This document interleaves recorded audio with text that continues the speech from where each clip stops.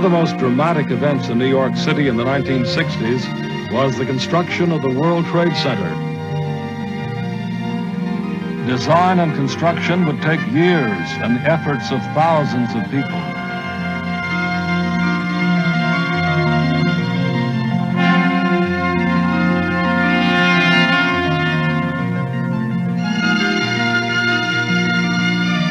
A project of this size created enormous challenges that demanded the use of dramatic new engineering concepts.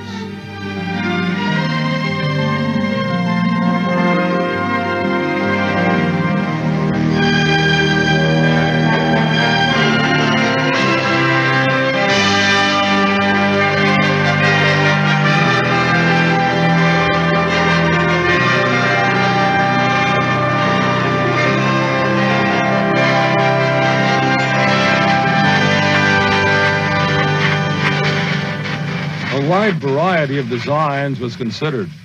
Final plans called for a complex of low-level buildings surrounding two 1,350-foot towers, the tallest ever built.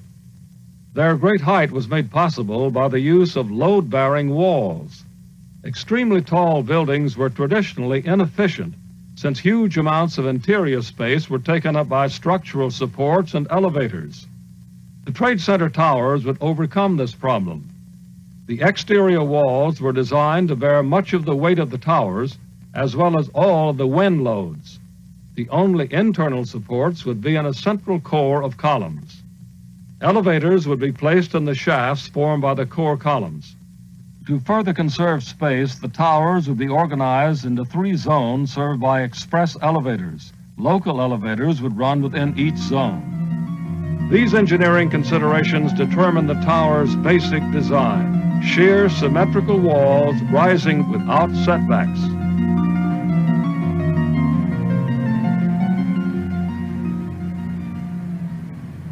The site selected for the Trade Center was an old section of Manhattan's Lower West Side. The area housed a great number of small businesses, but the predominance of electronic stores caused it to be known as Radio Row. In 1966, demolition began. In all, 164 buildings had to be torn down, and generations of power, telephone, gas, steam, and water lines had to be rerouted. The site actually consisted of waterlogged landfill, which had accumulated over 2 centuries out of old wharves and debris. To support the great weight of the towers, foundations would have to be dug down 70 feet to bedrock, but the removal of water from this huge area would have caused a dangerous lowering of the surrounding water level, undermining nearby buildings. The solution was to construct an underground concrete retaining wall to surround the site. This was built with a slurry trench method, used for the first time in this country. A trench was dug down to bedrock, and a thick bentonite slurry was pumped in. The slurry was denser than the surrounding mud and dirt, and thus kept the trench walls from collapsing. As each section was completed, 25-ton cages of metal reinforcement rods were lowered into the slurry-filled trench.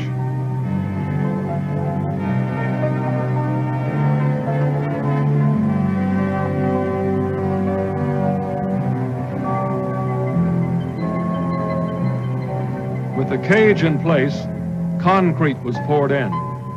Since the concrete had a greater density than the slurry was forced up out of the trench and could be used for the next section.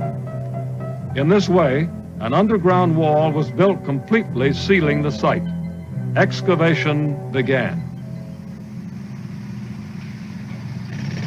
As each section of the slurry wall was revealed, workers drilled holes through the wall and casings were pushed through down to bedrock on the far side. Steel tendons were then inserted through these holes and socketed into bedrock, bracing the wall against external pressure.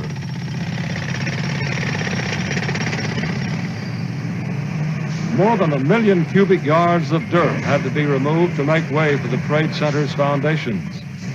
The The excavated earth was placed in the Hudson River adjacent to the site to create more than 23 acres of new land which was donated to the city of New York. The site presented another major challenge. The tubes containing the PATH commuter rail lines lay underground within the excavation area. The fragile tubes had to be supported in protective cradles while excavation continued around them. Throughout construction, the PATH trains carried 130,000 commuters daily. At no point was service interrupted. 7 stories down, bedrock was finally reached. Foundations for the towers could now be prepared.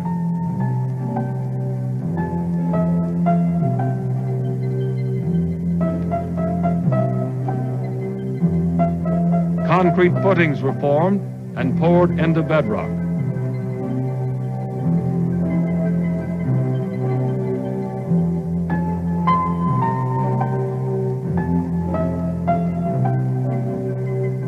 Massive assemblies of steel beams called grillages were laid on these footings. Each grillage would anchor one of the load-bearing tower columns.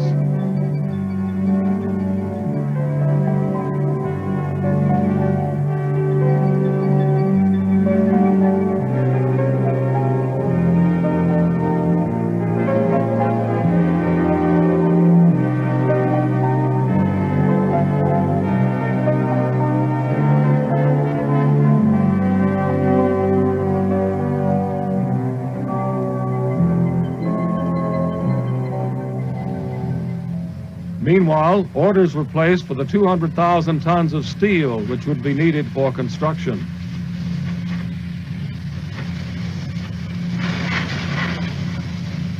Individual pieces were prefabricated and rarely interchangeable. Moreover, there would be no room to stockpile materials at the construction site. This created a tremendous logistical problem. Steel sections would have to arrive at the site in the exact order and at the exact time needed. To meet this challenge, Port Authority engineers used a computerized system known as Critical Path Method, or CPM. CPM would coordinate every aspect of construction, track the flow of materials, and minimize any delays.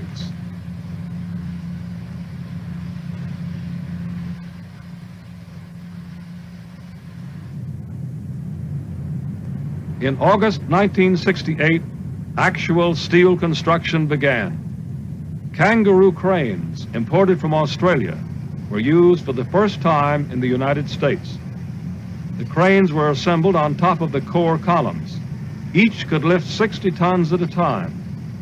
They would be the driving force behind the tower's construction. The cranes have the ability to jack themselves up 36 feet at a jump. As the walls grew to the height of a crane, the crane would hoist itself up, a neighboring crane would swing core columns into place beneath it, and construction would continue.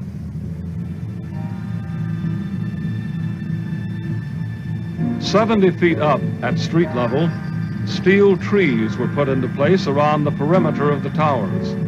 These trees would transfer the load of the exterior wall to the more widely spaced columns now anchored to bedrock.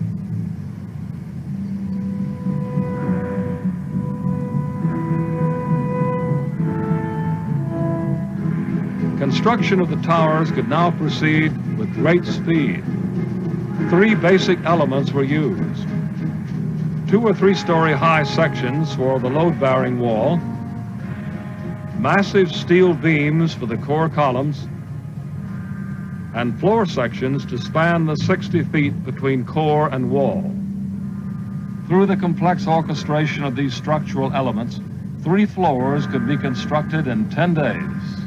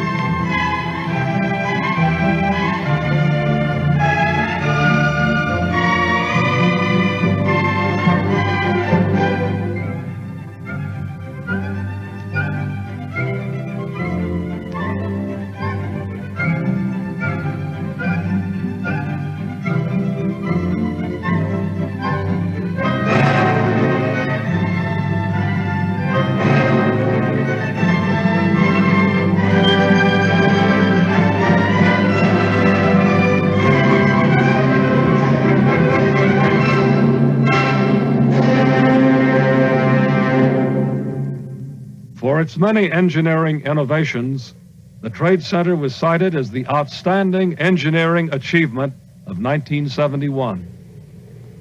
Shortly after the structural completion of the towers, the surrounding low-level buildings were finished.